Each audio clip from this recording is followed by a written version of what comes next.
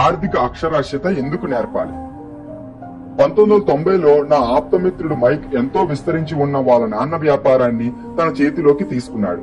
నిజానికి తన తండ్రి కన్నా మెరుగ్గా దాన్ని నడుపుతున్నాడు. సంవత్సరంలో 1-2 సార్లు గోల్ఫ్ కోర్స్ మీద మేము కలుసుకుంటాం. వాడి భార్య ఎంత ధనవంతులో మీరు ఊహించలేరు. రిచ్ డాడ్ యొక్క సామ్రాజ్యం సరైన చేతుల్లోనే క్షేమంగా ఉంది. మైక్ వాళ్ళ నాన్న మమ్మల్ని తీర్చిదిద్దిన పద్ధతిలో తన స్థానం తన కొడుకు తీసుకునేందుకు వీలుగా అతనికి శిక్షణ ఇస్తున్నాడు. 1994లో నా 40వ ఏట నేను పదవీ విరమణ చేశాను. అప్పుడు నా భార్యకు 37 ఏళ్లు. విశ్రాంతి జీవనం అంటే ఏ పని చేయకుండా ఉండటం కాదు. ముందుగా ఊహించని ఉపద్రవాలు ఏమన్నా సంభవిస్తే తప్ప మేము పని చేసినా చేయకపోయినా మా సంపద స్వతసిద్ధంగానే పెరుగుతూనే ఉంటుంది. అంటే దాని అర్థం మేము పని చేయమని కాదు, ముందు ఏ పని ముట్టుకోమని కాదు. ఏదైనా ఊహించని ఉపద్రవం సంభవిస్తే తప్ప మేము పని చేయడానికి లేదా చేయకపోవటానికి మాకు పూర్తి స్వాతంత్ర్యం ఉందన్నమాట. దానికి కారణం మా సంపద దానంతటే అది పెరుగుతూనే ఉంటుంది. అది ధరల పెరుగుదల కన్నా ఎక్కువగా ఉంటుంది. దీన్నే స్వాతంత్రం అని నేను అంటాను. మా దగ్గరున్న సంపద ఎంత అధికంగా ఉందంటే అది స్వతసిద్ధంగా ఇంకా ఎంతో పెరగగలదు. అది ఒక చెట్టును నాటడం లాంటిది. మీరు దానికి కొన్ని సంవత్సరాల పాటు నీళ్లు పోయండి, ఏదో ఒక రోజున దానికి నీటి అవసరం ఇక ఉండదు. దాని వేళ్లు భూమిలోనికి బాగా చుచ్చుకుపోయి ఉంటాయి. ఆ తర్వాత ఆ చెట్టు మీ సుఖం కోసం నీడనిస్తుంది. మైక్ తన వ్యాపారాన్ని ఇంకా నడపాలనుకున్నాడు. నేనేమో విశ్రాంతి తీసుకోవాలని అనుకున్నాను. ఎప్పుడైనా నేను నలుగురితో మాట్లాడేటప్పుడు తరచూ వారంతా తామేం చేస్తే బాగుంటుందో చెప్పమని నా సలహా అడుగుతుంటారు. పని ఎక్కడి నుంచి ఎలా మొదలు పెట్టాలి? మీ దృష్టిలో ఏ పుస్తకం చదవటానికి బాగుంటుంది? మా పిల్లలకి సరైన శిక్షణ ఇవ్వటానికి మేమంతా ఏం చెయ్యాలి? విజయం సాధించడంలోని రహస్యం ఏమిటి? మీరు ఏ విధంగా కోట్లు సంపాదించగలిగారు అని అడుగుతారు. నాకు ఎప్పుడూ ఒక వ్యాసం గుర్తొస్తూ ఉంటుంది. ఎవరో దాన్ని నాకిచ్చారు. అందులో ఇలా ఉంది: అందరికన్నా ధనికుడైన వ్యాపారవేత్త. Side heading. 1923లో కొందరు గొప్ప నాయకులు, ఐశ్వర్యవంతులైన వ్యాపారవేత్తలు షికాగోలోని హెచ్ వాటర్ బీచ్ హోటల్లో ఒక సమావేశం ఏర్పాటు చేశారు. వారందరూ సుప్రసిద్ధులు. చార్లెస్ స్వాబ్ అన్నిటికన్నా పెద్దదైన ఒక స్టీల్ కంపెనీకి ముఖ్యుడు. శామ్యూల్ ఇన్సుల్ ప్రపంచంలోని అన్నింటికన్నా పెద్దదైన యుటిలిటీ సంస్థకి అధ్యక్షుడు. హోవర్డ్ హాబ్సన్ అన్నిటికన్నా పెద్దదైన గ్యాస్ కంపెనీకి ముఖ్య అధికారి. ఐవర్ క్రూగ్జర్ ప్రపంచంలోని అన్నింటికన్నా పెద్దదైన కంపెనీల్లో ఒకటైన ఇంటర్నేషనల్ మేట్ కంపెనీకి అధ్యక్షుడు. Leon Fraser Bank of International Settlements కు అధ్యక్షుడు. రిచర్డ్ విట్ నీ న్యూయార్క్ స్టాక్ ఎక్స్చేంజ్ కి అధ్యక్షుడు. ఆర్థర్ కాటన్, జెస్సీర్ లివర్మోర్ ఇద్దరు అందరికన్నా పెద్ద స్టాక్ స్పెక్యులేటర్స్. ఆల్బర్ట్ ఫాల్ అధ్యక్షుడు హార్డింగ్ క్యాబినెట్ లో సభ్యుడు. 25 ఏళ్ల తర్వాత వీరిలో 9 మంది ఏ పరిస్థితుల్లో చనిపోయారంటే స్వాబ్ 5 ఏళ్లు అప్పుల్లో మునిగాక చేతిలో పైసా కూడా లేకుండా పోయాడు. ఇన్సుల్ దివాలా తీశాక అది తట్టుకోలేక దేశం కాని దేశంలో గుండె పగిలి చనిపోయాడు. క్రూజర్, కాటన్ కూడా నిరుపేదలుగానే మరణించారు. హాబ్సన్ పిచ్చివాడయ్యాడు. విట్నీ, ఆల్బర్ట్ అప్పుడే జైలు నుంచి విడుదల చేయబడ్డారు. ఫ్రేజర్, లివర్మోర్ ఆత్మహత్య చేసుకున్నారు. వారందరికీ అలా ఎందుకు జరిగిందో బహుశా ఎవరూ మనకు చెప్పలేరేమో. అది 1923 నాటి మాట. దానిని కొంతవరకు మనం అంచనా వేయగలం. అది 1929 షేర్ మార్కెట్ పతనం. ఆర్థిక కావటానికి ముందు రోజులు. ఆర్థిక మాంద్యం వారి జీవితాలని ఎంతో ప్రభావితం చేసి ఉంటుంది. మనం గుర్తుంచుకోవాల్సిన విషయం ఇది. ఈనాడు మనం వారికన్నా అత్యంత త్వరితగతిని మారుతున్న క్లిష్టమైన పరిస్థితుల్లో జీవిస్తున్నాం. రాబోయే 25 సంవత్సరాల్లో గతంలో వీరంతా చూసిన ఆటుపోట్లకి సమాంతరంగా స్టాక్ మార్కెట్ ఆకస్మికంగా పెరగటం, అలాగే చతికిల పడటం చాలా సార్లు జరుగుతుందని నేను అనుకుంటున్నాను. మనలో చాలా మంది కేవలం డబ్బు మీదే తమ దృష్టినంతా నిలపటం చూస్తుంటే నాకు విచారంగా ఉంది. వారికి కావలసిన అత్యంత ముఖ్యమైన సంపద గురించి వారు ఆలోచించటం లేదు. దాని పేరే విజ్ఞానం. ప్రజానీకం నిష్కపటంగా, పక్షపాతం లేకుండా కొంచెం వంగే గుణం కలిగి ఉంటే, నేర్చుకోవటానికి తయారుగా ఉంటే ఎన్ని మార్పులు వచ్చినప్పటికీ ధనవంతులు కాగలరు.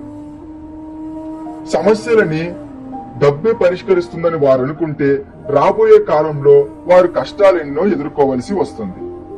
తెలివితేటలు సమస్యలకు పరిష్కారం చూపుతాయి, డబ్బులు సంపాదించి పెడతాయి. అసలు డబ్బు అంటే ఏమిటో మీకు తెలియకపోతే ఆ డబ్బు మీ దగ్గర అట్టే కాలం నిలబడదు. జీవితంలో నువ్వు ఎంత డబ్బు సంపాదించావన్నది కాదు, ఎంత డబ్బు పొందపరచగలిగావు అనేది అసలు సంగతి అని చాలా మంది అర్థం చేసుకోరు. మనం చాలా కథలు విన్నాం.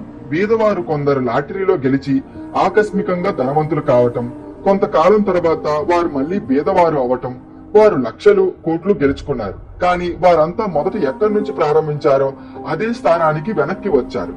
వృత్తిరీత్యా క్రీడాకారులైన వారి కథలు కూడా మీరు వినే ఉంటారు.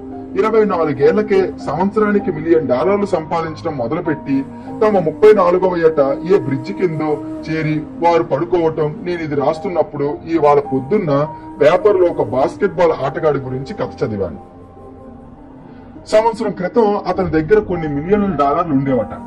తన మిత్రులు, లాయరు, అకౌంటెంట్ తన దగ్గర ఉన్న డబ్బంతా కాజేశారని ఇవాళ అతను అంటున్నాడు. అతి తక్కువ జీతానికి కార్లు కడిగే పనిలో అతను చేరాడు. అతని వయస్సు ఇంకా 29 ఏళ్లే. కార్లు కడిగే పనిలోంచి అతన్ని తొలగించారు. ఎందుకంటే కార్లు కడుగుతున్నప్పుడు తన ఛాంపియన్షిప్ ఉంగరం తీయటానికి అతను ఒప్పుకోలేదు. అందుకే అతని కథ పత్రికల్లో చోటు చేసుకుంది. తను కష్టాల్లో ఉన్నానని, తన వద్ద మిగిలింది ఆ ఒక్క ఉంగరమే అని పక్షపాత వైఖరి చూపిస్తూ తనని ఉద్యోగంలోంచి తీసేసినందుకు అతను కోర్టుకి అప్పీలు చేసుకుంటున్నాడు. ఆ ఆదరువుగా కూడా తనకి లేకపోతే తనకి మరణమే శరణ్యమని అతను వాపోయాడు. 1997లో ఆకస్మికంగా కోటీశ్వర్లైన వారెందరో నాకు తెలుసు. అది 1920 శతాబ్దంలోని ఉచ్చస్థితి మరోసారి పునరావృతం కావటమే. ఎంతో మంది లక్షాధికారులు కోటీశ్వర్లు అవుతుండటం చూస్తుంటే నాకు చాలా సంతోషంగా ఉంది. కానీ వారికో హెచ్చరిక చేద్దామనుకుంటున్నాను. కాలక్రమాన మీరు ఎంత సంపాదించారన్నది ముఖ్యం కాదు, మీరు ఆ సంపాదనలో ఎంత పొదుపు చేయగలిగారన్నది. అది మీ తరువాత ఎన్ని తరాల వరకు ఉండగలగన్నది గణనకు వస్తుంది. అందుకే నన్ను అందరూ నేను ఎక్కడి నుంచి నా పని ప్రారంభించాలి లేదా అతి త్వరగా ఎలా ధనికులం కాగలమో చెప్పండి అని అడిగినప్పుడు నేనిచ్చే సమాధానం వాళ్ళని తరచూ నిరుత్సాహపరుస్తూ ఉంటుంది. నేను పిల్లవాడిగా ఉన్నప్పుడు మా రిచ్ డాడ్ నాతో అన్న మాటలు: నువ్వు ధనవంతుడివి కావాలనుకుంటే ముందు డబ్బు గురించి తెలుసుకోవాలి, ఆర్థిక అక్షర జ్ఞానం ఉండాలి. వాళ్ళకి కూడా ఈ మాటలే నేను చెబుతుంటాను. మేమిద్దరం కలుసుకున్న ప్రతిసారి ఆ ఆలోచనే నా బుర్రలోకి ఎక్కించబడింది. ఇంతకు ముందే నేను చెప్పినట్లు చదువుకున్న మా నాన్న పుస్తకాలు చదవడంలోని ప్రాముఖ్యత గురించి నొక్కి చెప్తే మా రిచ్ డాడ్ ఆర్థిక అక్షరాస్యత అవసరమని దానికి ప్రాధాన్యం ఇచ్చేవాడు. మీరు ఎంపైర్ స్టేట్ బిల్డింగ్ కట్టాలనుకుంటే మొట్టమొదట చేయవలసిన పని చాలా లోతైన గొయ్యి తవ్వటం, దానిలో దృఢమైన పునాది వేయటం. ఇక శివార్లలో ఇల్లు కట్టుకుందాం అనుకుంటే మీరు చెయ్యవలసింది 6 అంగుళాల కాంక్రీట్ స్లాబ్ మాత్రమే. చాలా మంది తాము ధనికులవటం కోసం 6 అంగుళాల స్లాబ్ మీద ఎంపైర్ స్టేట్ బిల్డింగ్ కట్టడానికి ప్రయత్నిస్తుంటారు. మన విద్యా విధానం వ్యవసాయిక వ్యవస్థలో రూపొందించబడింది. అందుకే అది ఇప్పుడు కూడా పునాదులు లేని ఇళ్ల మీదనే నమ్మకం ఉంచుతుంది. మట్టి నేలను ఈనాడు కూడా ఇష్టపడుతుంటారు. అందుకే పరీక్ష పాస్ అయి స్కూల్లో నుంచి బయటపడే పిల్లలకు ఎటువంటి ఆర్థిక పునాదులు ఉండటం లేదు. ఒకనాడు అప్పుల్లో మునిగి నిద్రపట్టని రోజున అమెరికా గురించి కలలు కనేటప్పుడు తమ ఆర్థిక సమస్యలకు పరిష్కారం కనుక్కోవాలంటే తాము త్వరగా ధనవంతులయ్యే మార్గం తెలుసుకోవాలన్న నిర్ణయం వారు తీసుకుంటారు. ఆకాశ హర్మ్యం నిర్మాణం ప్రారంభమైంది. అది వేగంగా పైకి లేచింది. త్వరలోనే ఎంపైర్ స్టేట్ బిల్డింగ్ కు బదులుగా మన ముందు సబర్బియా యొక్క లీనింగ్ టవర్ నిలుచుంది. రాత్రుళ్ళు మళ్లీ మనకు నిద్రపడ్డదు. మా యవ్వనంలో నాకు మైక్ మేము ఎంచుకున్న 2 పద్ధతులు కుదిరాయి. ఎందుకంటే మేము చిన్నపిల్లలుగా ఉన్నప్పుడే దృఢమైన ఆర్థిక పునాదుల గురించి మాకు నేర్పారు. ఒక విధంగా చెప్పాలంటే ఈ ప్రపంచంలో అన్నింటికన్నా బోరింగ్ విషయం అకౌంటింగ్. ఇది ఎంతో గందరగోళంగా ఉంటుంది. కానీ మీరు ధనికులు కావాలనుకుంటే కాలక్రమాన అది అత్యంత ప్రాధాన్యమైన విషయం అవుతుంది. అసలు సమస్య ఏమిటంటే ఇంత విసుగుపరిచే, గందరగోళపరిచే విషయాన్ని పిల్లలకి నేర్పడం ఎలా అని. దీనికి సమాధానం దానిని సులభతరం చేయటమే. ముందుగా బొమ్మలు గీసి వాటి ద్వారా నేర్పించండి. మా రిచ్ డాడ్ మైక్ కోసం, నా కోసం ఒక బలమైన ఆర్థిక పునాది వేశాడు. మేం పిల్లలం కనుక మాకు నేర్పటం కోసం అతడు సులభమైన మార్గాన్ని తయారు చేశాడు. కొన్నేళ్ల పాటు మా కోసం బొమ్మలు మాత్రమే గీసేవాడు. వాటిని మాటల్లో వివరించేవాడు. మైక్, నేను ఆ రేఖా చిత్రాల్ని అర్థం చేసుకున్నాం. ఆ సులభమైన బొమ్మల ద్వారా ఆర్థిక శాస్త్రానికి సంబంధించిన వృత్తి మాండలికం, డబ్బు తాలూకా తీరుతెన్నులు నేర్చుకున్నాం. తరువాత కొన్ని సంవత్సరాలు గడిచాక ఆ బొమ్మలకి మా రిచ్ డాడ్ అంకెలని జోడించడం ప్రారంభం చేశాడు. ఈ రోజు మైక్ తనకు అవసరమైన అకౌంటింగ్ విశ్లేషణ కన్నా జటిలమైన అధునాతనికమైన విశ్లేషణ చేయగల స్థితికి చేరుకున్నాడు. $1 బిలియన్ వ్యాపారం అతను నడుపుతున్నాడు. మరి అంత జటిలమైన విశ్లేషణ నాకు తెలియదు, ఎందుకంటే నా వ్యాపార సామ్రాజ్యం వాడికన్నా చిన్నది. అయితే నేను మా ఇద్దరిది సులభమైన ఒకే ఆర్థిక పునాది. ముందు ముందు రాబోయే పేజీలలో మైక్ వాళ్ళ నాన్న మా కోసం చేసిన సాధారణ చిత్రాలనే మీ ముందు ఉంచబోతున్నాను. అవి ఎంతో సరళంగా ఉన్నప్పటికీ ఆ రేఖా చిత్రాలు ఇద్దరు చిన్నపిల్లలకు లోతుగా దృఢంగా ఉన్న పునాదుల మీద ధనరాశులతో నిండిన ఒక గొప్ప భవనాన్ని నిర్మించడానికి దారి చూపాయి. నియమం 1, మీరు ఆస్తులకి అప్పులకి మధ్యనున్న తేడా తెలుసుకోవాలి. అంతేకాక మీరు ఎప్పుడూ ఆస్తులనే కొనాలి. మీరు ధనికులు కాదలుచుకుంటే ఇదొక్కటి మీరు తెలుసుకోవలసిన అవసరం ఉంది. ఇది మొట్టమొదటి నియమం. ఇదొక్కటే నియమం. ఇది చూడటానికి చాలా సాదాసీదాగా కనిపిస్తుంది, కానీ చాలా మందికి ఈ నియమం ఎంత గంభీరమైనదో తెలియదు. ఎందుకంటే వారందరికీ ఆస్తులకి అప్పులకి మధ్యనున్న వ్యత్యాసం తెలియదు కనుక. ధనికులు ఆస్తులని సంపాదిస్తారు, పేదవారు మధ్యతరగతి వారు అప్పులను ఆర్జిస్తుంటారు, కానీ వారు వాటినే ఆస్తులని అనుకుంటారు. మా రిచ్ డాడ్ నాకు మైక్ కు ఇలా వివరిస్తున్నప్పుడు అతను మాతో తమాషాకు అలా అంటున్నాడని అనుకున్నాం. ధనికులు మారే రహస్యం తెలుసుకోవటానికి మేం యువకులుగా ఆతురతతో ఉన్నప్పుడు కూడా ఆయన ఇచ్చిన సమాధానం అదే. అది ఎంత సులభంగా కనిపించిందంటే దాని గురించి ఆలోచించడానికి మేము చాలా కాలం ఆగవలసి వచ్చింది. ఆస్తి అంటే ఏమిటి అని అడిగాడు మైక్. దాని గురించి ఇప్పటి నుంచి ఆలోచించుకో అన్నాడు రిచ్ డాడ్. ప్రస్తుతానికి ఆ ఐడియా నీ బుర్రలో ఇంకని, దానిలోని సరళతను నువ్వు అవగాహన చేసుకోగలిగితే ఆ భావం ఎంత సరళంగా ఉందో నువ్వు అర్థం చేసుకున్నాక నీ జీవితానికి ఒక ప్రణాళిక అంటూ ఏర్పడుతుంది. నీకు ఆర్థిక ఇబ్బందులంటూ ఏవీ ఉండవు. అది మరీ సీదా సాదాగా ఉంటుంది కనుకే దానిని గుర్తించలేకపోతారు. అంటే మీ ఉద్దేశం మేము తెలుసుకోవలసిందల్లా ఆస్తుల గురించేనా? ఆస్తులు సంపాదిస్తే ధనికములు అవుతామా? అంత సులభమా? నేను అడిగాను. రిచ్ డాడ్ అంగీకారంగా తల ఊపాడు. అవును, అది అంత సులభం. సరే, అది అంత సులభం. మరి అలా అయితే ప్రతి ఒక్కరూ ధనికులు కావటం లేదే? మళ్ళీ అడిగాను. రిచ్ డాడ్ నవ్వాడు. ఎందుకంటే జనానికి ఆస్తులకి అప్పులకి మధ్యనున్న తేడా తెలియదు కనుక. నేను ఇలా అడిగినట్లు నాకు జ్ఞాపకం. వయసొచ్చిన వాళ్ళు అంత మూర్ఖులుగా ఎలా ఉంటారు?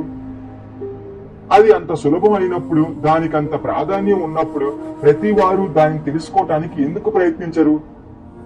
మా రిచ్ డాడ్ ఆస్తులంటే ఏమిటో అప్పులంటే ఏమిటో మాకు వివరించడానికి కొద్ది నిమిషాలే పట్టింది. నాకు వయసొచ్చాక పెద్దవాళ్ళకి నియమం అర్థం అయ్యేటట్లు చెప్పటం కష్టమైంది. ఎందుకంటారా? ఎందుకంటే పెద్దవాళ్ళు కొంచెం చురుకుగా ఉంటారు. నేను చాలా మంది విషయంలో ఒకటి గమనించాను. ఎంతో సులువుగా కనిపించే విషయాలని వాళ్ళు అర్థం చేసుకోలేరు. దానికి కారణం వారు నేర్చుకున్న పద్ధతి భిన్నంగా ఉండవలన. వారికి నేర్పింది చదువుకున్న వృత్తి నిపుణులు, బ్యాంకుల్లో పనిచేసిన ఆఫీసర్లు, అకౌంటెంట్లు, రియల్ ఎస్టేట్ ఏజెంట్లు, ఆర్థిక శాస్త్ర నిపుణులు లాంటి వారు. పెద్దవాళ్ళని వాళ్ళు నేర్చుకున్నదంతా మర్చిపోవటం లేదా మళ్ళీ వాళ్ళని పిల్లలుగా మారమని చెప్పటం చాలా కష్టం. ఒక వయసు వచ్చినప్పుడు సులభతరమైన నిర్వచనాలపై తన దృష్టి సారించడం మూర్ఖత్వం అని అనుకుంటాడు. Rich dad keep it simple stupid సిద్ధాంతాన్ని నమ్ముతాడు. అందుకే అతను మాలాంటి ఇద్దరు చిన్నపిల్లల కోసం దాన్ని సులభంగానే మేము నేర్చుకునేలా ఉంచాడు. దాని వల్లనే మా ఆర్థిక పునాది బలంగా నిలబడింది. అయితే దేని వల్ల గందరగోళం తలెత్తుతుంది? ఇబ్బందులు ఎలా వస్తున్నాయి? ఎంతో సులువుగా అర్థమయ్యే అంశం అతి కష్టంగా ఎలా మారుతుంది? వాస్తవంలో నష్టం కలిగిస్తూ మనకి భారం అనిపించే ఆస్తులను ఎవరైనా ఎందుకు కొంటారు? దీనికి సమాధానం మనం ప్రాథమిక దశలో నేర్చుకున్న విద్యలో ఉంది. మనం మన దృష్టి ఎప్పుడూ అక్షరాస్యత అనే పదంపై ఉంచుతాం, అంతేకాని ఆర్థిక అక్షరాస్యత పైన కాదు. వేటిని ఆస్తులని సంపద అని అంటారు? లేదా మనకి నష్టం కలిగించేవి, భారంగా మారేవి ఏవి? మాటల ద్వారా వీటిని ఆస్తులు, అప్పులని నిర్వచించలేం. నిజంగా మీరు గందరగోళంలో పడాలి అనుకుంటే ఒక డిక్షనరీ తీసుకుని అందులో ఈ పదాలకు ఆస్తులు, అప్పులు అర్థాలు వెతకండి. ఒక సుశిక్షితుడైన అకౌంటెంట్ కు వాటి నిర్వచనాలు సరిగ్గానే ఉన్నాయని అనిపించవచ్చు, కానీ ఒక సాధారణ వ్యక్తికి అవి అర్థం కావు. అయినప్పటికీ మనకు వయసొచ్చి పెద్దవాళ్ళం అయ్యాక మనలోని అతిశయం ఏదైనా ఒక విషయం అర్థం కావటం లేదని అనడానికి అంగీకరించదు. మా చిన్నతనంలో మాకు వివరిస్తూ రిచ్ డాడ్ సంపదని మాటల్లో నిర్వచించలేదు, అంకెలలో చెప్పవచ్చు. మీరు అంకెలని చదవలేకపోతే ఆస్తులకి నేలలో తవ్వి ఉన్న గోతికి మధ్యనున్న తేడా అని తెలుసుకోలేరు అన్నాడు. అకౌంటింగ్ లో అంకెలు ముఖ్యం కాదు, కానీ ఆ అంకెలు మీకు ఏం చెప్తాయనే దానికి ప్రాధాన్యత ఇవ్వాలి. అది పదాలలాగే ఉంటుంది. విడి పదాలకు విలువ లేదు, కానీ ఆ పదాలను ఏర్చి కూర్చి చెప్పే కథనంలో ఉంటుంది గొప్పతనం అంటాడు మా రిచ్ డాడ్. చాలా మంది చదువుతారు, కానీ పూర్తిగా అర్థం చేసుకోరు. ఇంగ్లీష్ లో దానిని రీడింగ్ కాంప్రహెన్షన్ అంటారు. చదివిన దానిని అర్థం చేసుకుని ఇముడ్చుకునే శక్తి అది. ఇది అందరిలో ఒకే రకంగా ఉండదు. మనలో ఈ గ్రహణ శక్తి ఒక్కొక్కరికి ఒక్కొక్కలాగా ఉంటుంది. ఉదాహరణకి నేను ఈ మధ్య ఒక కొత్త వీడియో రికార్డ్ ప్లేయర్ కొన్నాను.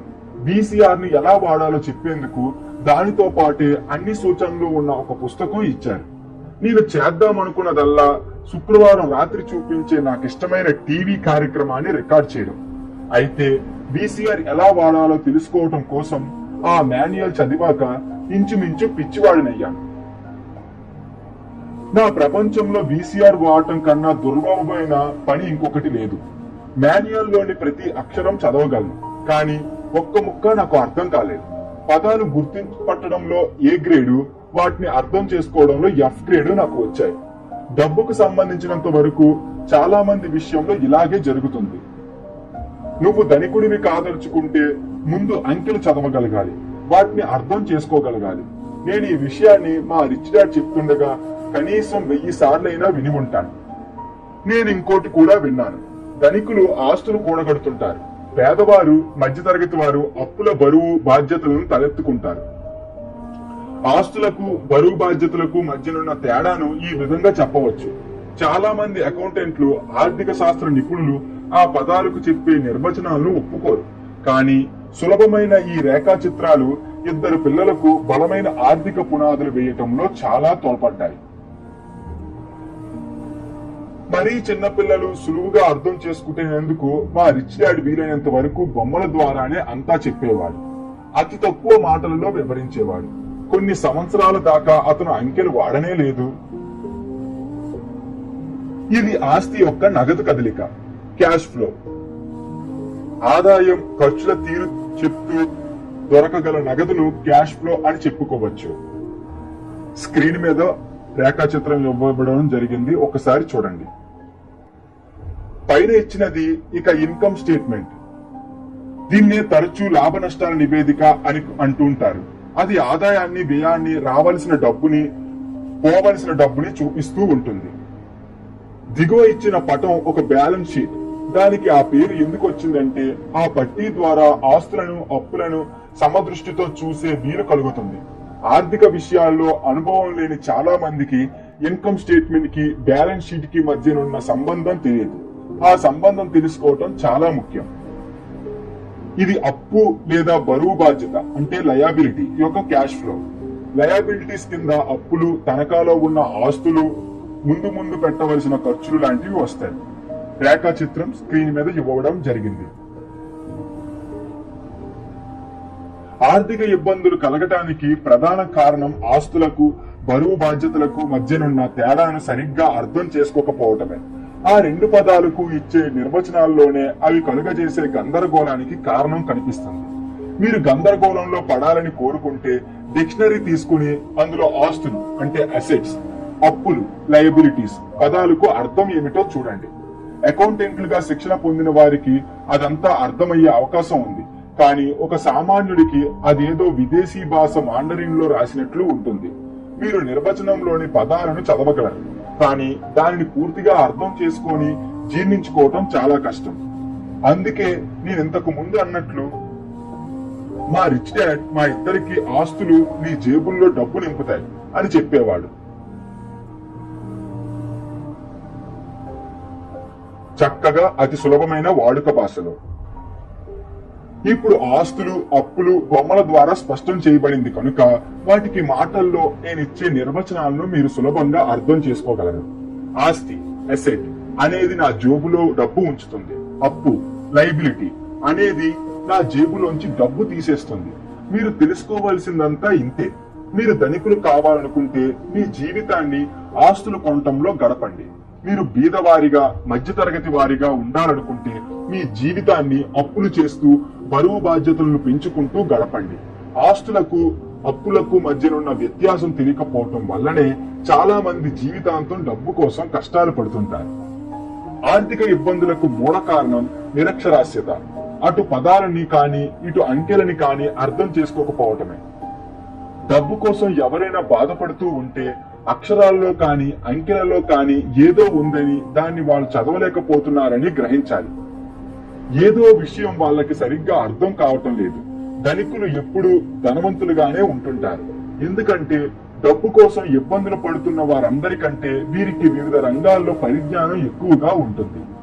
కనుక వీరు ధనికులవుదామని మీ సంపదని కాపాడుకుందామని అనుకుంటే మీరు ఆర్థిక అక్షరాస్యత సాధించడం చాలా ముఖ్యం. డబ్బుకి సంబంధించిన పదాలే కాదు, అంకెలు కూడా అర్థం చేసుకోగలగాలి. రేఖా చిత్రంలోని బాణం గుర్తులు నగదు ప్రవాహాన్ని, క్యాష్ ఫ్లోను అంటే డబ్బు ఖర్చు అయ్యే తీరుని సూచిస్తాయి. ఒకటి గుర్తు పెట్టుకోండి, ఒక చిన్న అంకెలను మాత్రం చూస్తే మనకు పూర్తిగా అర్థం కాదు. పదాల ద్వారా కూడా అంతా మనకు అర్థం కాదు కదా. మనం కథను పూర్తిగా తెలుసుకోవటం ముఖ్యం. ఏ ఆర్థిక నివేదికలోనైనా అంకెలు చదవటం అంటే అందులో ప్లాట్ ని, కథని వెతుక్కోవటం అన్నమాట. వ్యయం ఎలా అవుతోంది, డబ్బు ఖర్చు వేటి మీద అవుతుంది అన్న కథ తెలుసుకోవాలి. 80% కుటుంబాలలో ఈ డబ్బు సంపాదన కథలో ధనికులం అవుదామని అందరూ ఎంతో కష్టపడుతుంటారు. వీళ్ళు కష్టాలు పడటానికి కారణం వీళ్ళు అసలు డబ్బు సంపాదించలేకపోతున్నారన్నది కాదు. అసలు కారణం వీళ్ళు జీవితాంతం ఆస్తులు పెంచుకోవడానికి బదులు బరువు బాధ్యతల్ని కొంటుంటారు. ఉదాహరణకి ఈ కింది పటాన్ని చూడండి. ఒక పేదవాడు లేదా పని లేకుండా ఇంటి పట్టున ఉండే ఒక యువకుడు విషయంలో క్యాష్ ఫ్లో తీరును ఇది చూపిస్తుంది. రేఖా చిత్రం స్క్రీన్ మీద ఇవ్వడం జరిగింది, ఒకసారి చూడండి.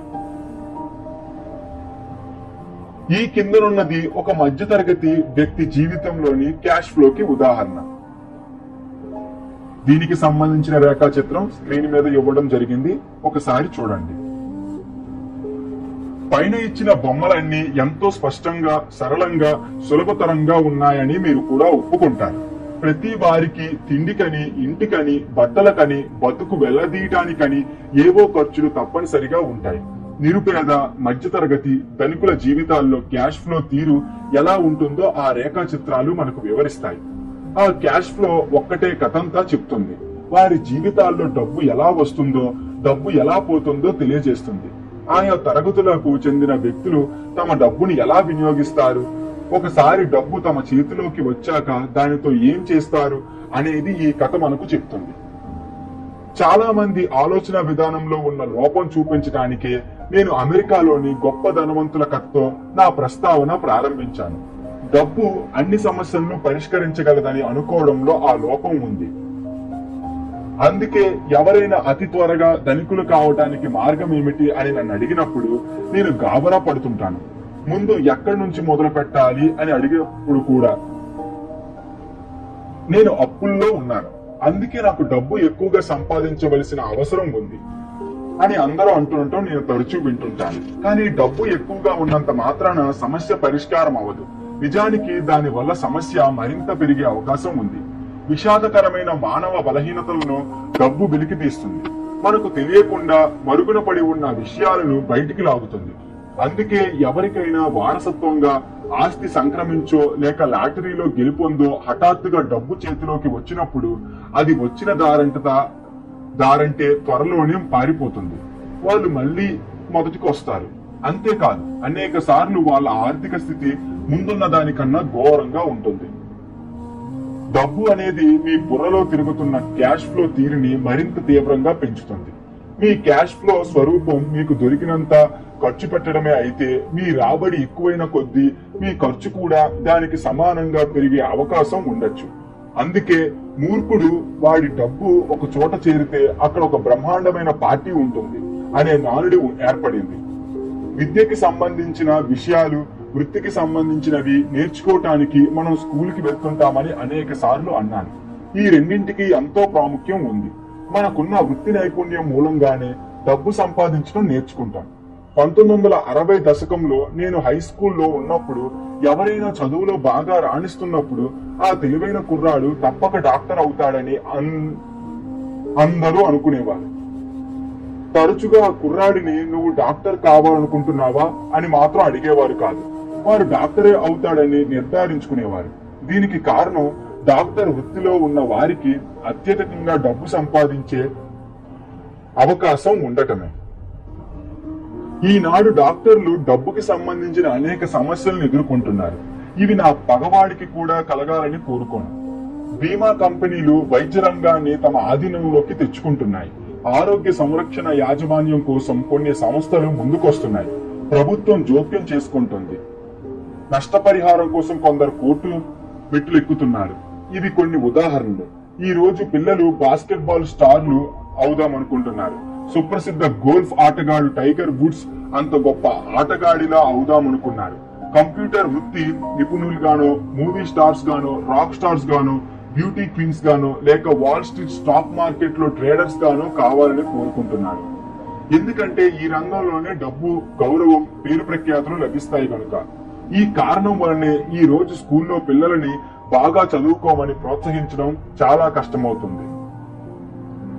వృత్తి జీవితంలో విజయం సాధించడానికి పరీక్షలు పాస్ అవడంతో సంబంధం లేదని వారికి ఇప్పుడు తెలుసు. ఒకప్పుడు అలా ఉండేది, కానీ ఇప్పుడు కాదు. డబ్బుకి సంబంధించిన విషయాలు క్షుణ్ణంగా గ్రహించకుండానే విద్యార్థులు స్కూల్స్ వదిలేస్తుండటం వలన కోట్ల మంది చదువుకున్న వారు తమ వృత్తి జీవితాల్లో విజయం సాధించినప్పటికీ ముందు ముందు ఆర్థిక ఇబ్బందులకు గురి కావాల్సి వస్తుంది. వారెంతో కష్టపడి పనిచేస్తుంటారు, కానీ వారు తమ సమస్యల్ని అధిగమించి ముందుకు వెళ్ళలేకపోతుంటారు. వారు నేర్చుకున్న విద్యలో డబ్బు సంపాదించడం ఎలాగా అనేది లేకపోవటం కాదు, సంపాదించిన డబ్బును వాడటం ఎలాగా, ఒకసారి సంపాదించినది కాపాడటం ఎలాగా అనేది వారికి తెలియదు. దానినే ఆర్థిక సామర్థ్యం అంటారు. అంటే డబ్బు స్వభావాన్ని పూర్తిగా అవగాహన చేసుకోవటం. ఒకసారి డబ్బు సంపాదించాక దానిని ఎలా వాడాలి, దానిని మీ దగ్గర నుంచి ఇతరులు లాక్కోకుండా ఎలా కాపాడుకోవాలి, దానిని మనం ఎంతకాలం మన దగ్గర ఉంచుకోవచ్చు, ఇంకా మనం సంపాదించిన డబ్బు చేత మన కోసం ఎన్ని పనులు చేయిస్తూ కష్టపెట్టవచ్చు. మనలో చాలా మందికి తాము ఆర్థికంగా ఎందుకు కష్టాలు పడుతున్నారో తెలియదు. ఎందుకంటే వారికి క్యాష్ ఫ్లో అంటే ఏమిటో తెలియదు కనుక. ఎవరైనా విద్యాధికులు కావచ్చు, వృత్తిపరంగా విజయం సాధించవచ్చు, కానీ వారికి డబ్బు గురించి ఏమీ తెలియకపోవచ్చు. అటువంటి వారు అవసరమైన దానికన్నా అధికంగా శ్రమిస్తుంటారు. ఎందుకంటే ఎక్కువగా కష్టపడి ఎలా పని చేయాలో వారు నేర్చుకున్నారు, కానీ డబ్బు చేత తమ పనులు ఎలా చేయించుకోవాలో తెలుసుకోలేదు. ఈ కథ డబ్బు కోసం మీరు కనే అందమైన కళ ఒక పీడకలగా ఎలా మారుతుందో చెప్తుంది. కష్టపడి పనిచేసే వాళ్ళ కథలన్నీ ఒకే తీరులో ఉన్నట్లు చలనచిత్రాలు చూపిస్తుంటాయి. కొత్తగా పెళ్ళై ఎంతో సంతోషంగా ఉంటున్న బాగా చదువుకున్న యువ దంపతులు ఇద్దరూ కలిసి ఒక 20 అపార్ట్మెంట్ గదిని అద్దెకు తీసుకుని అందులో గడుపుతుంటారు. వెంటనే వాళ్ళు ఓ విషయం గ్రహిస్తారు. ఇద్దరూ కలిసి ఉండటం వలన వాళ్ళు సొమ్ము ఆదా చేయగలుగుతున్నారు. ఎందుకంటే విడివిడిగా ఉంటే వారికి అయ్యే ఖర్చులే ఇద్దరూ కలిసి ఉండటం వలన ఇంచుమించుగా అవుతాయి కనుక. సమస్య ఎక్కడుందంటే వాళ్ళుంటున్న అపార్ట్మెంట్ మరీ ఇరుకుగా ఉంది. పిల్లలు కావాలనుకుని తాము కలలకనే ఇల్లు కొనటం కోసం ఇద్దరు డబ్బును ఆదా చేయాలని నిర్ణయించుకుంటారు. ఇప్పుడు ఇద్దరికి వచ్చే ఆదాయాలు 2. వాళ్ళు తమ కెరియర్లపై ఇక దృష్టి నిలుపుతారు. ఒక్కసారి స్క్రీన్ మీద ఇచ్చిన రేఖా చిత్రాన్ని పరిశీలించండి. అక్కడ మనకు కనిపిస్తున్న చిత్రంలో వాళ్ళ ఆదాయాలు పెరుగుతుంటాయి, అలాగే వాళ్ళ ఖర్చులు కూడా అలాగే పెరుగుతూ ఉంటాయి. అంటే సంపాదించిన ఆదాయం పెరుగుతుంటే అవి ఖర్చుల రూపంలో పెరిగి డబ్బు బయటకు వెళ్ళిపోతూ ఉంటుంది. చాలా మంది విషయంలో వాళ్ళు చెయ్యాల్సిన పన్నుల ఖర్చుల రూపంలో ప్రథమ స్థానంలో ఉంటాయి. చాలా మంది అది ఇన్కమ్ ట్యాక్స్ కు అనుకుంటారు. కానీ చాలా మంది అమెరికన్లు అత్యధికంగా కట్టే పన్ను సోషల్ సెక్యూరిటీ ట్యాక్స్. ఒక ఉద్యోగస్తుడు తన social security tax, Medicare tax తో కలిపి సుమారుగా 7.5% అని అనుకుంటాడు. కానీ నిజానికి అది 15% ఉంటుంది. ఎందుకంటే అతని యాజమాన్యం కూడా అతను చెల్లించిన మొత్తానికి సమానంగా ట్యాక్స్ చెల్లించాలి. దాని సారాంశం ఏమిటంటే ఆ డబ్బును యజమాని తన ఉద్యోగికి ఇయ్యలేకపోతున్నాడు.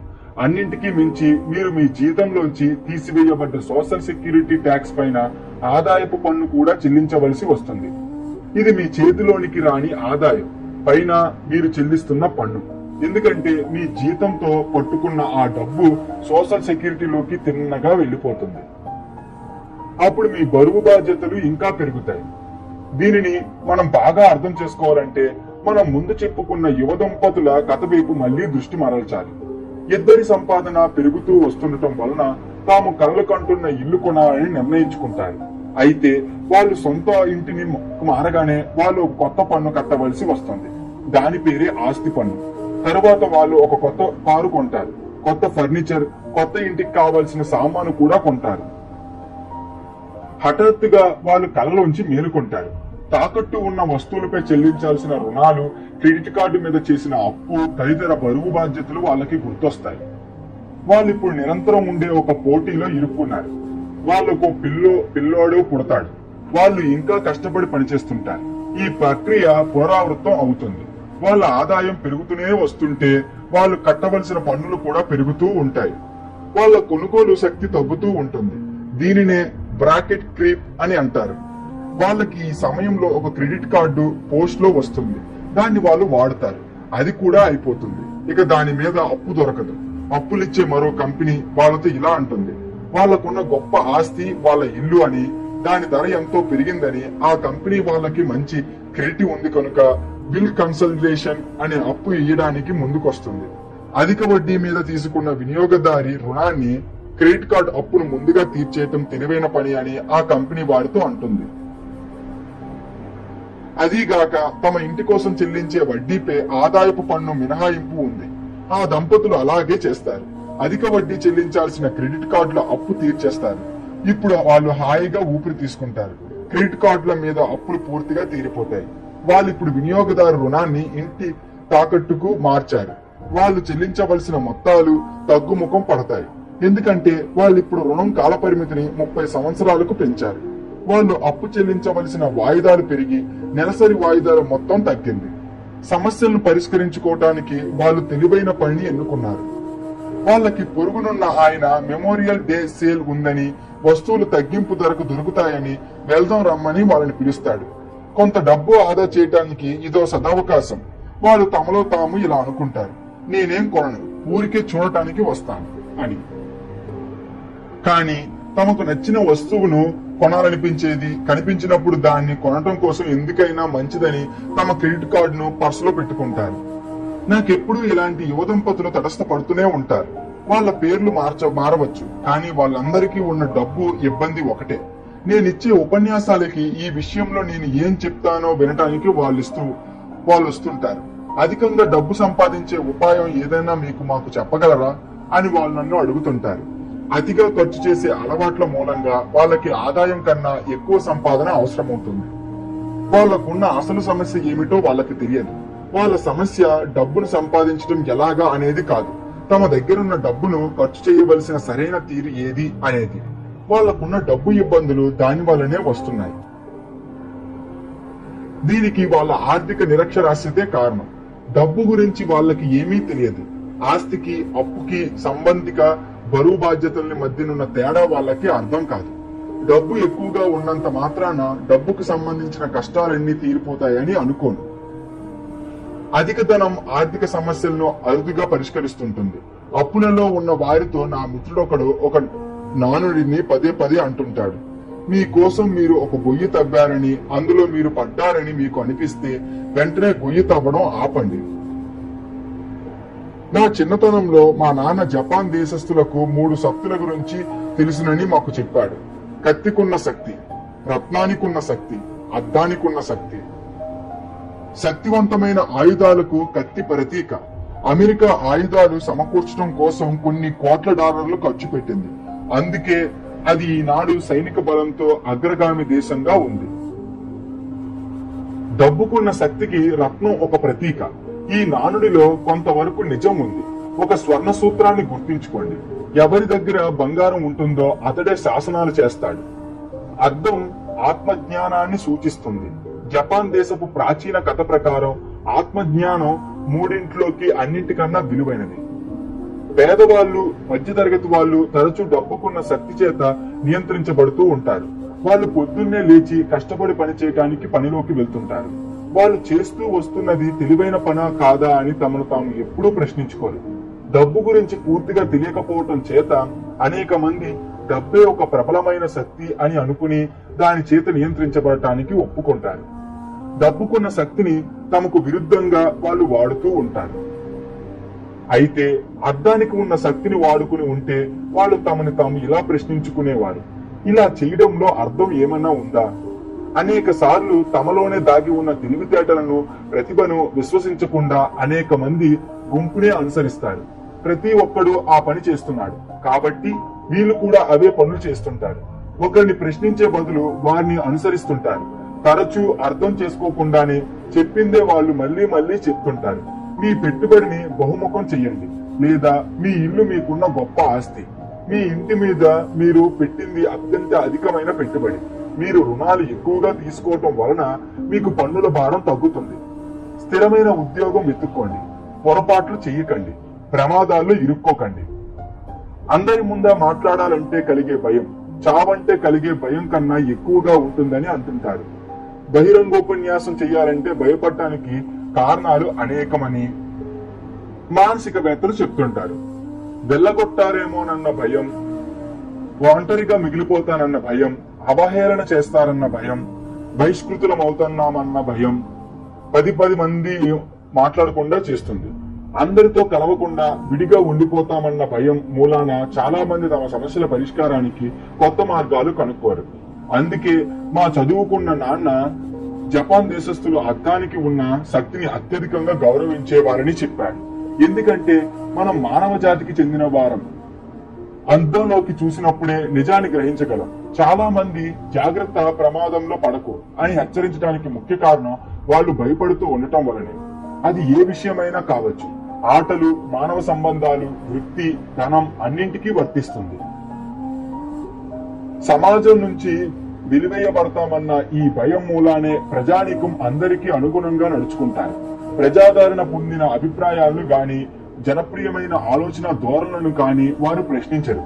వాటిలో కొన్ని, మీ ఇల్లే ఒక సంపద, బిల్ కన్సాలిడేషన్ లోన్ తీసుకుని అప్పు నుంచి బయటపడండి, బాగా కష్టపడి పనిచేయండి, అది పదోన్నతిని తెచ్చిపెట్టగలదు, ఏదో ఒకనాడు నేను కంపెనీకి ఉపాధ్యక్షుడిని అవుతాను, సొమ్ము ఆదా చేయండి, నా జీతం పెరగగానే నేను ఇంతకన్నా పెద్ద ఇల్లు కొంటాను, మ్యూచువల్ ఫండ్స్ లో డబ్బు పెట్టుబడి సురక్షితంగా ఉంటుంది. టికిల్ మీ ఎల్మో బొమ్మలు ప్రస్తుతం స్టాక్ లో లేవు, కానీ నా దగ్గర ఒకే ఒక బొమ్మ ఉంది. దాన్ని విడిగా మరో వినియోగదారు కోసం దాచాను. ఆయన దాన్ని కొనుక్కోవడానికి ఇంకా రాలేదు. అనేక ఆర్థిక సమస్యలకు, డబ్బు ఇబ్బందులకు మూల కారణం నలుగురు నడిచే దారిని నడవాలని అనుకోవటం. ఇరుగు పొరుగులను చూసి వారి విలాసవంతమైన జీవన విధానాన్ని అనుకరించటం. అప్పుడప్పుడు భయపడటానికి బదులుగా మనలో దాగి ఉన్న తెలివితేటలకు అనుగుణంగా ప్రవర్తించడానికి మనమంతా అద్దంలోకి తొంగి చూడవలసిన అవసరం ఎంతైనా ఉంది. నాకు మైక్కు 16 ఏళ్ల వయసు వచ్చేసరికి మాకు స్కూల్లో సమస్యలు ఎదురయ్యాయి. మేము చెడ్డవాళ్లమేమి కాదు, మాకు మేముగా మంద నుంచి విడిగా ఉండాలని మాత్రం అనుకున్నాం. స్కూల్ అయ్యాక సెలవు దినాల్లో మేము మైక్ వాళ్ళ నాన్న కోసం పనిచేసేవాళ్ళం. మా పని అయ్యాక నేను మైక్ కొన్ని గంటల సేపు మైక్ వాళ్ళ నాన్న టేబుల్ ముందు గడిపేవాళ్ళం. ఆ సమయంలో ఆయన తన బ్యాంకర్లు, లాయర్లు, అకౌంటెంట్లు, బ్రోకర్లు, పెట్టుబడిదారులు, మేనేజర్లు, ఉద్యోగులతో చర్చలు జరిపేవాడు. మైక్ వాళ్ళ నాన్న తన 13వ ఏటనే స్కూల్ విడిచిపెట్టాడు. ఇప్పుడు ఆయన బాగా చదువుకున్న ఎందరికో మార్గదర్శకత్వం వహిస్తున్నాడు, ఆదేశాలు ఇస్తున్నాడు, సూచనలు ఇస్తున్నాడు, ప్రశ్నిస్తున్నాడు. వాళ్ళంతా ఆయన పిలిచిన వెంటనే హాజరయ్యేవాళ్ళు. ఆయనకి నచ్చని పని చేయటానికి భయపడేవాళ్ళు. ఆయన గుంపులో గోవింద అవడానికి ఇష్టపడలేదు. బుర్రకు పదును పెట్టి ఆలోచించేవాడు. తన ఆలోచనలే ఆచరణలో పెట్టేవాడు. మనం ఈ పనిని ఇలాగే చెయ్యాలి, ఎందుకంటే ప్రతి ఒక్కరూ ఈ పని చేసే తీరు ఇదే గనుక లాంటి మాటలను అసహ్యించుకునేవాడు. ఆయన చెయ్యలేను అనే మాటను కూడా ఘర్షించేవాడు. ఆయన చేత మీరు ఏదైనా పని చేయించుకోదలుచుకుంటే ఈ పని మీరు చేయగలరని అనుకోను అని మాత్రం ఆయనతో అనండి. మా స్కూలు కాలేజీ చదువుల్లో అన్ని సంవత్సరాలు నేర్చుకున్న దానికన్నా నేను మైక్ ఆయన సమావేశాల్లో కూర్చుని నేర్చుకున్నది ఎక్కువ. మైక్ వాళ్ళ నాన్న స్కూల్లో చదువుకోలేదు, కానీ డబ్బు గురించి ఆయన అంతా నేర్చుకున్నాడు. అందుకే విజయం సాధించగలిగాడు. ఆయన మళ్లీ మళ్లీ మాతో అంటుండేవాడు, ఒక తెలివిగల వాడు తనకన్నా తెలివైన వారిని పనిలోకి తీసుకుంటాడు. ఆ విధంగా నాకు మైక్ ఎన్నో గంటలు ఆయన మాటలు వినే అవకాశం కలిగింది. ఆ ప్రక్రియలో వివేకవంతుల దగ్గర నుంచి ఎంతో నేర్చుకున్నాం. దీని మూలంగానే నేను మైక్ మా మాస్టర్లు చెప్పే పిడివాదాన్ని తప్పించుకోగలిగాం. అది కొన్ని సమస్యలు తెచ్చిపెట్టింది. ఎప్పుడైనా మా మాస్టారు మంచి గ్రేడ్లు సంపాదించలేకపోతే మీరు ఈ లోకంలో బాగా రాణించలేరు అని మాతో అన్నప్పుడు నేను మైక్ కనుబొమ్మలు మాత్రం ఎగరవేసేవారు. మోస పద్ధతులనే అనుసరించదామని ఉన్న నియమాల్ని ఉల్లంఘించవద్దని మాకు బోధించినప్పుడు స్కూల్లోని విద్యా విధానం సృజనాత్మక శక్తిని ఎలా నిర్వీర్యం చేస్తుందో మేము గ్రహించగలిగాం. యజమానులకు బదులుగా మంచి ఉద్యోగస్తులను తయారు చేయడం కోసం స్కూళ్లు రూపొందించబడ్డాయని మా రిచ్ డాడ్ మాతో ఎందుకన్నాడో మాకు అర్థం అవసాగింది. అప్పుడప్పుడు మైక్ గాని నేను గాని మాకు పాఠాలు చెప్పే ఉపాధ్యాయుల్ని మేము చదివిన చదువులను ఏ విధంగా ఉపయోగించుకోవాలనో లేక మాకు డబ్బు గురించి దాని ఉపయోగం గురించి పాఠాలు ఎందుకు చెప్పలేదనో అడిగేవాళ్ళం. మా ఆఖరి ప్రశ్నకు వాళ్ళు తరచూ ఇచ్చే సమాధానం డబ్బు ముఖ్యం కాదని, మేము మా చదువులో బాగా రాణిస్తే డబ్బు దానంతటా అదే వస్తుందని. డబ్బుకున్న శక్తి గురించి మాకు ఎక్కువగా తెలిసిన కొద్దీ మేము మా ఉపాధ్యాయులు సహోపాధ్యాయుల నుంచి దూరం కాసాగాం. మా చదువుకున్న నాన్న గ్రేడ్ల కోసం నన్ను ఎప్పుడు బలవంతం చేయలేదు. అలా ఎందుకు చేయలేదా అని అప్పుడప్పుడు నాకు ఆశ్చర్యం వేసేది. కానీ మేము డబ్బు గురించి వాదించుకునే వాళ్ళం.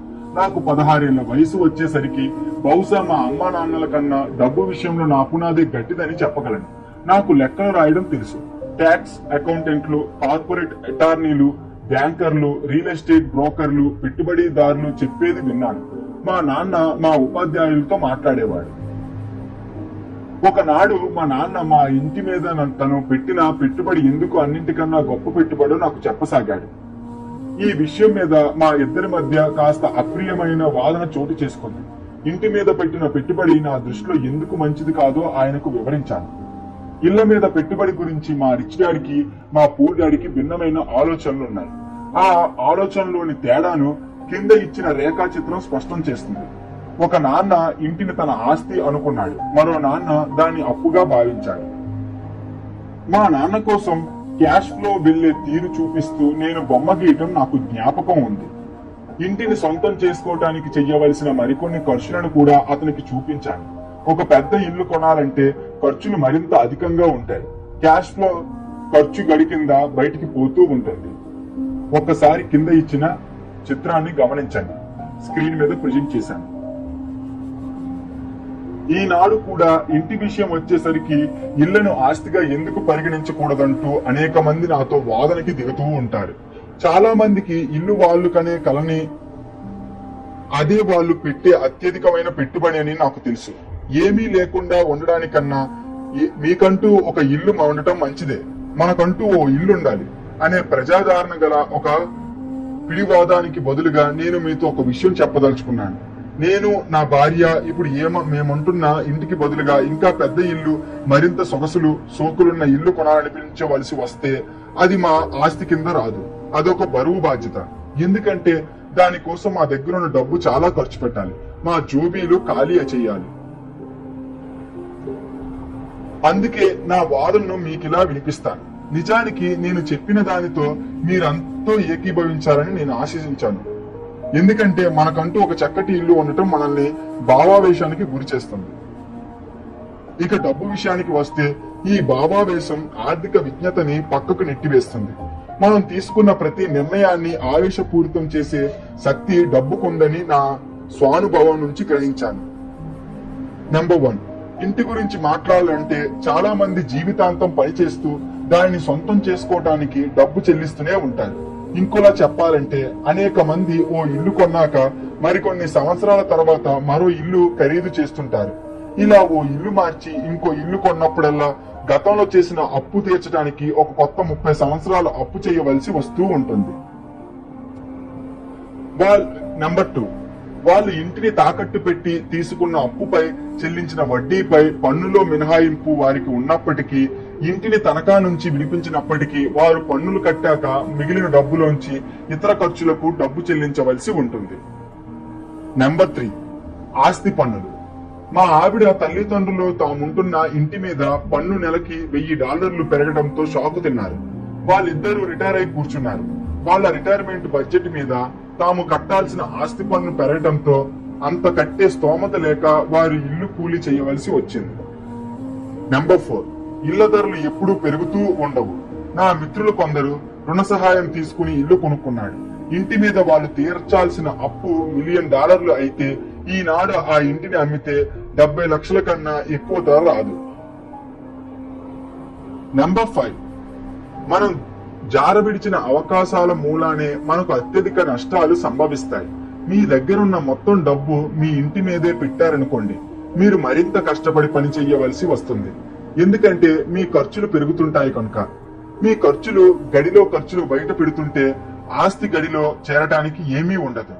ఇది క్లాసిక్ మధ్యతరగతి వాళ్ళ క్యాష్ ఫ్లోకి ఉదాహరణ. ఒక యువ దంపతులు తమ ఆస్తి గడిలో ముందుగానే డబ్బు జమ చేసి ఉంటే తర్వాత రాబోయే జీవితకాలం హాయిగా అతి తక్కువ శ్రమతో గడిచిపోతుంది. తమ పిల్లలకి కాలేజీ చదువులకి పంపటం సులభం అవుతుంది. వాళ్లకున్న ఆస్తులు పెరుగుంటాయి. ఖర్చులని భరించగల స్థితి చేరుకుంటారు. సాధారణంగా ఇంటి మీద దొరికే హోమ్ ఈక్విటీ లోన్ ఇతరత్రా పెరిగే ఖర్చుల కోసం మాత్రం ఉపయోగపడుతుంది. సంక్షిప్తంగా త్వరలోనే పెట్టుబడులతో రకరకాల వ్యాపార సముచ్చయం అంటే ఇన్వెస్ట్మెంట్ పోర్ట్ఫోలియో ప్రారంభించడానికి బదులుగా ఒక ఇల్లు అతి ఖరీదైనది కొనాలన్న నిర్ణయం తీసుకోవటం ఒక వ్యక్తి మీద 3 రకాలుగా ప్రభావాన్ని చూపిస్తుంది. నెంబర్ 1, సమయ నష్టం. ఆ సమయంలో తదితర ఆస్తుల ధరలు పెరగవచ్చు. 2, అదనపు మూలధనాన్ని నష్టపోవటం. ఇంటిని ఖరీదు చేసే బదులు ఆ ఇంటి నిర్వహణకయ్యే ఖర్చులకు పెట్టే బదులు ఆ డబ్బుని మూలధనంగా పెట్టవచ్చు. నంబర్ 3, ఆర్థిక పరిజ్ఞానం లోపించటం. తరచూ జనం తమ ఇంటిని, సేవింగ్స్ ను, రిటైర్మెంట్ ప్లాన్ ను ఆస్తుల పట్టీలో చూపిస్తుంటారు. పెట్టుబడి పెట్టడానికి వాళ్ళ దగ్గర ధనం లేదు కనుక వాళ్ళు దేని మీద పెట్టుబడి పెట్టరు. దాని వల్ల వాళ్ళకి పెట్టుబడి రంగంలో అనుభవం లేకుండా పోతుంది. వాళ్ళలో అనేక మంది పెట్టుబడి ప్రపంచంలో అధునాతన పెట్టుబడిగా సోఫిస్టికేటెడ్ ఇన్వెస్టర్ గా కాలేరు. అన్నింటికన్నా మంచి పెట్టుబడులు సాధారణంగా ఈ అధునాతన పెట్టుబడిదారులకే అమ్ముడవుతూ ఉంటాయి. తగిన సమయంలో ఈ అధునాతన పెట్టుబడిదారులు వాటిని అమ్మేసి తాము జాగ్రత్త పడుతూ ఉంటారు. మా చదువుకున్న నాన్న తాలూకు వ్యక్తిగత జమా ఖర్చుల పట్టిక చూస్తే నిరంతరం ఉండే పోటీలో పాల్గొనే వ్యక్తి జీవితం ఎలా ఉంటుందో తెలుస్తుంది. అతని ఖర్చులు ఎప్పుడూ ఆదాయంతో సమానంగా వస్తూ ఉంటాయి. ఒక ఆస్తిలో పెట్టుబడి పెట్టే అవకాశాన్ని అతనికి కలుగజేయవు. దాని ఫలితంగా అతని బరువు బాధ్యతలు, తనఖా వడ్డీ, క్రెడిట్ కార్డు రుణాలు లాంటివి అతనికున్న ఆస్తుల కన్నా అధికంగా ఉంటుంటాయి.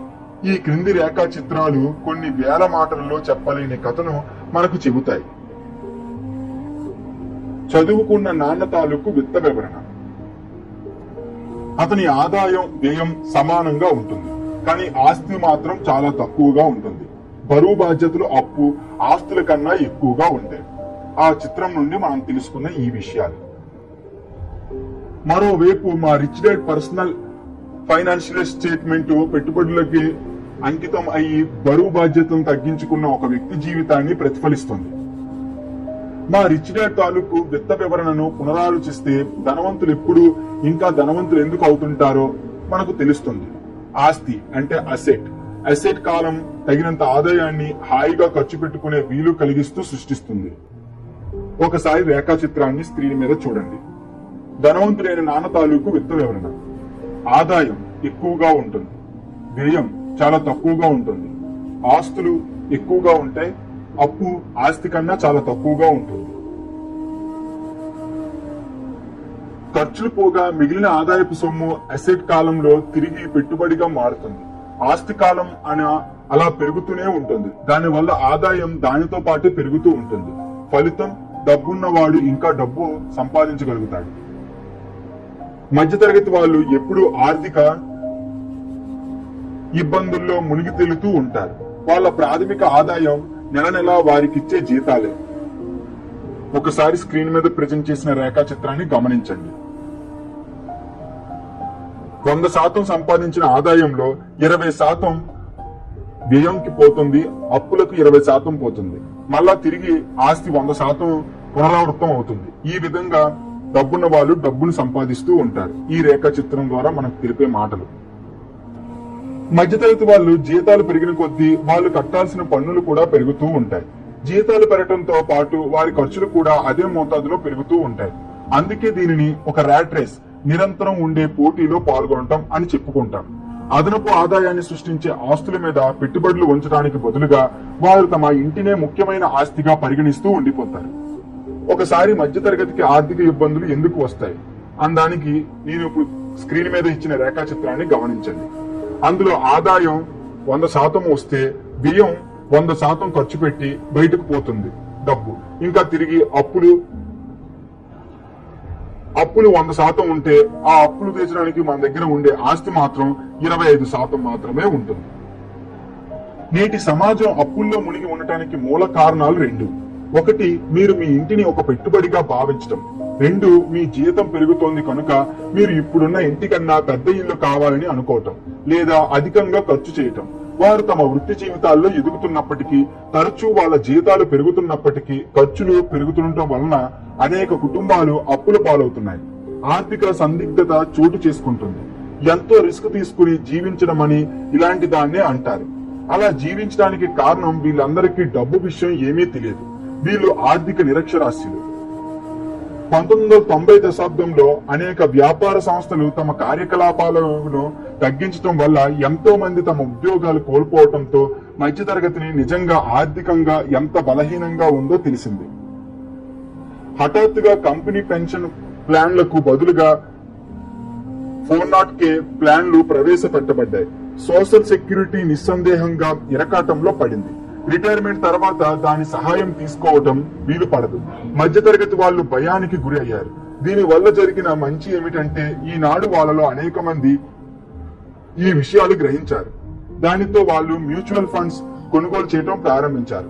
పెట్టుబడులు పెరగటం మూలాన మనం ఈ రోజు స్టాక్ మార్కెట్ లోని ర్యాలీని చూస్తున్నాం.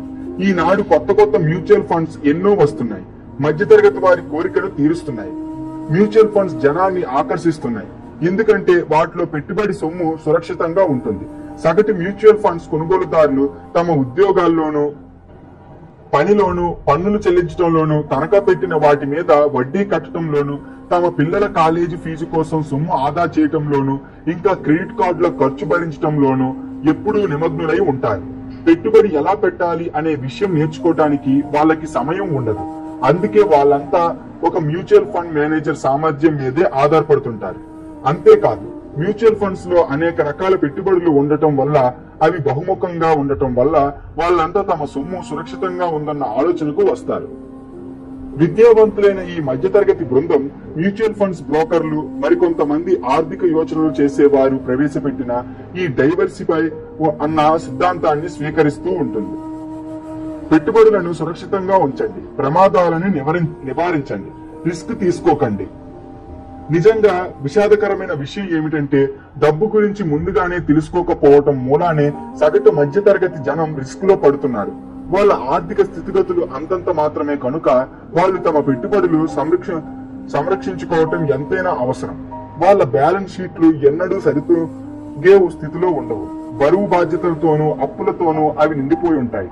వాటిలో నిజమైన ఆస్తులు, సంపద సృష్టించే అసెట్లు మనకు కనిపించవు. సాధారణంగా వాళ్ళకొచ్చే రాబడి అంతా వాళ్ళు సంపాదించిన నెల జీతం డబ్బులే. వాళ్ళు తమ బ్రతుకు తెరువుకు పూర్తిగా తమ యజమానుల మీదే ఆధారపడాలి. అందువలనే జీవిత కాలంలో ఒకే ఒక్కసారి కలిగే అవకాశాలు, నిజంగానే లభించినప్పుడు ఇంతకు ముందు మనం అనుకున్న వారంతా ఆ అవకాశాన్ని వినియోగించుకోలేరు. వాళ్ళెంతో కష్టపడి పనిచేస్తున్నారు కనుక, అత్యధికంగా పన్ను చెల్లిస్తున్నారు కనుక, రుణభారంతో ఉన్నారు కనుక వాళ్ళకి భద్రతే ముఖ్యం. ఎటువంటి రిస్క్ తీసుకోవటానికి వాళ్ళు ఇష్టపడరు. ఈ అధ్యాయం ప్రారంభంలో నేను చెప్పినట్లు అసెట్ కు లయబిలిటీకి మధ్యనున్న అంతరాన్ని అర్థం చేసుకోవటం అన్నింటికన్నా ముఖ్యమైన నియమం. ఒకసారి వాటి మధ్యనున్న తేడాను మీరు తెలుసుకున్నాక సంపదను సృష్టించే ఆస్తుల కొనుగోలుపైనే మీ దృష్టిని ఉంచండి. మీరు ధనికులు కావటానికి చేసే ప్రయత్నానికి అది ఒక అత్యుత్తమమైన మార్గం. అలా చేస్తూ ఉండండి. ఆస్తుల పట్టీలోని మీ ఆస్తులు అభివృద్ధి చెందుతూ ఉంటాయి. మీ బరువు బాధ్యతలని, అప్పులని, ఖర్చులని తగ్గించుకోవటానికి ప్రయత్నిస్తూ ఉండండి. దీనివల్ల మరింత డబ్బు మీ దగ్గరికి చేరుతూ ఉంటుంది. దానితో మీ ఆస్తులు గడిని నింపండి. త్వరలోనే మీ సంపద గడి యొక్క పునాది ఎంతో గట్టిపడుతుంది. దానితో మీకు సత్తా వ్యాపారం, సత్తా పెట్టుబడులపై దృష్టి మళ్లించడానికి వెసులుబాటు కలుగుతుంది. అలాంటి పెట్టుబడిపై లాభాలు 100% నుంచి అనంతం వరకు ఉండొచ్చు. $5,000 పెట్టుబడులు త్వరలోనే $1 మిలియన్ కానో లేక ఇంకా ఎక్కువ అయ్యే అవకాశమే ఉంది. ఇటువంటి పెట్టుబడులనే మధ్యతరగతి ఎంతో రిస్క్ తో కూడుకున్నవని భావించేవారు. పెట్టుబడి రిస్క్ కాదు, అపాయకరమైనది కాదు.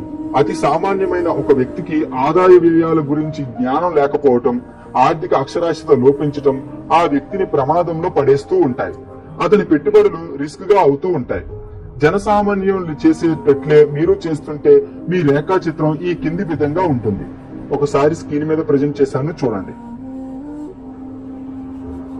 మీరు ఒక ఉద్యోగస్తులు, ఇంటి యజమాని అనుకోండి. అలా అయితే మీరు పనిచేసే విధానం సాధారణంగా ఇలా ఉంటుంది. నెంబర్ 1, మీరు ఇంకొకరి కోసం పనిచేస్తూ ఉంటారు.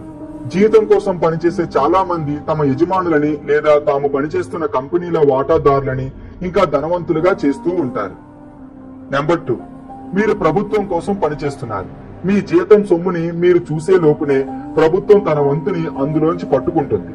మీరు అధికంగా కష్టపడి పదోన్నతులు సాధించడం మూలాన ప్రభుత్వానికి కట్టే మీ పన్నులను వెంటనే పెంచుతుంటారు. అనేక మంది జనవరి నుంచి మే వరకు ఒక్క ప్రభుత్వం కోసమే పనిచేస్తూ ఉంటారు. నెంబర్ 3, మీరు బ్యాంకులో పనిచేస్తుంటారు. మీ పన్నుల తర్వాత మీరు అత్యధికంగా ఖర్చు పెట్టేది తనఖాలు, క్రెడిట్ కార్డుల మీద రుణాలు చెల్లించడం కోసం. పైన చెప్పుకున్న ముగ్గురు ఎంతో కష్టపడి పనిచేయటంలో ఉన్న సమస్య వారి కష్టానికి కలిగే ప్రతిఫలంలో అధిక భాగం వారికి దక్కకుండా పోవటం. కష్టం వారిది, ప్రతిఫలం ఇంకొకరిది.